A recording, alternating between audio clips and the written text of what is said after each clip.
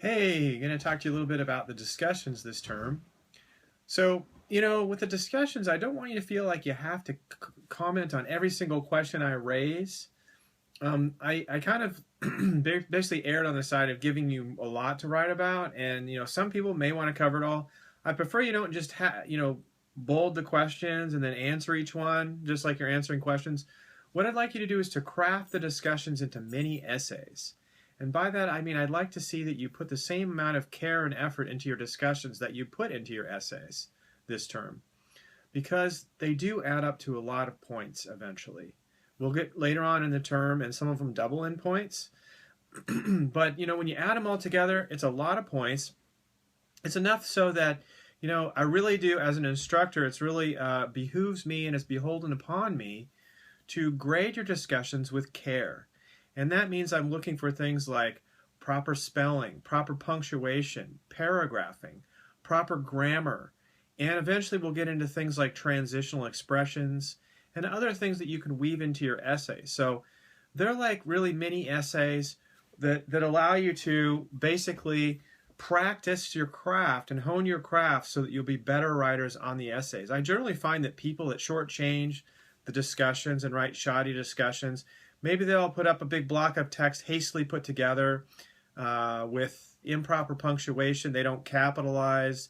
They treat it kind of like a text on a telephone or like a little blog entry on Facebook or something like that.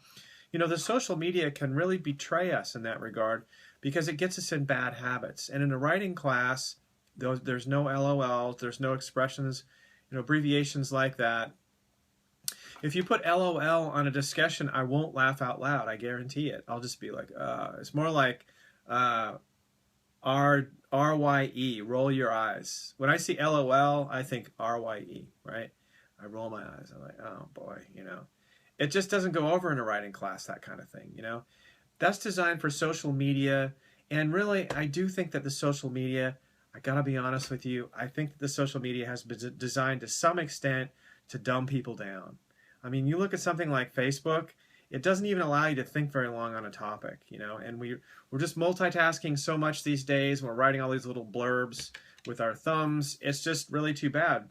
And as a writing teacher, something that really, makes my living teaching people how to express themselves, the arc of their idea, you got your introduction, your body, your conclusion, that applies to the discussions too. So I'd like to see you do a little storytelling, not about yourself in the discussions, but I'd like to see you put some effort into your craft, into the way you're describing and ruminating over things, really, to some extent.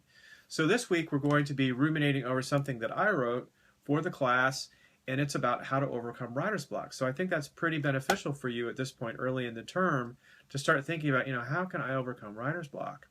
Some people, surprising number of students, about 1/3, I feel, after having taught for 1.5 decades, 1/3 or so are plagued with writer's block at least one point during the term on a major project, like an essay. And of course that does apply a little bit to the discussions, but most people don't feel the pressure on the discussions. Ironically, if they felt a little bit less pressure on the essays, a little bit more pressure on the discussions, then they would generate better discussions. So I'm going to tell you that, with the discussions, I'll let the introductions go. Usually, I've got to just take my licks on that and take the bad punctuation and the what I call blobographs instead of paragraphs, and just one giant block of text with a little care put into it. I'm not going to be too picky with those introductions, except for to make sure that you follow the directions on them, because a lot of people will just churn out a discussion that's just like in every other online class or every other classroom class. It basically lists their major, maybe they're in the military, they talk about what they did in the war, very briefly though, usually just having to do with their rank and just some very brief things. And then maybe their pets or their children and how much they love their kids and their devoted mother, devoted father, what they do for a living. I got to tell you that that isn't what I'm looking for in those discussions. I'm looking for something unique about yourself that differentiates you from the other students in the class. And there are several reasons for that. it's good practice for the essays and the discussions, right? Because just regurgitating the same thing, that you do in all your classes or whatever, just the standard kind of thing.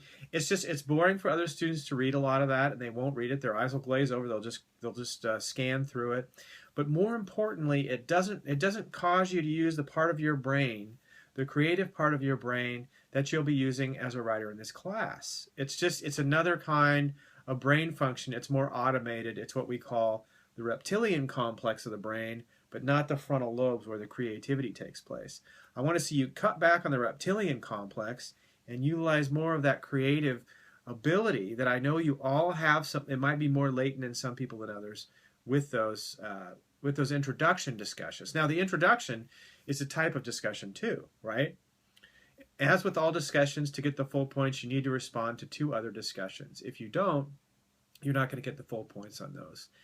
And all I ask is you read through the directions for this week's discussion, as well as the introductory lecture up there about the class. It goes into some detail about the discussions. And after that, if you have any questions, I'm totally here for you. I'm more than happy to answer your emails or set up even a teleconference if you need to talk to me on the phone about anything.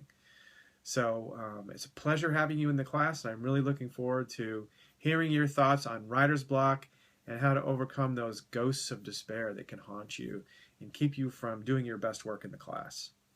Cheers.